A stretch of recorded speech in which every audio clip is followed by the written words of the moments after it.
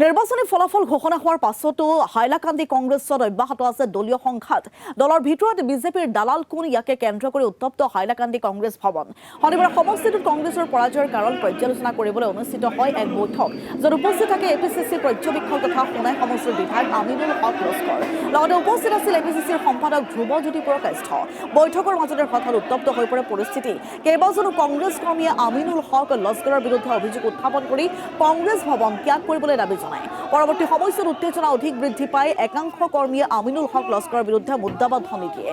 এই ঘটনাই ৰাজনৈতিক মহলত বিশেষভাৱে লাভ কৰিছে চৰ্চা।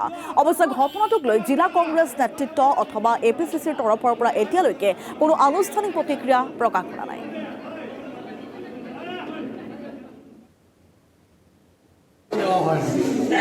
বিজেপির দালালি হয়ে কাজ করেন, দালাল হয়ে কাজ করেন। বিগত বিভিন্ন নির্বাচনে ওনারা কী কাজ করেছিলেন, বিগত দিনে উনি বিজেপির এমএলএ ছিলেন, তাদেরকে দায়িত্ব দেওয়া হয়।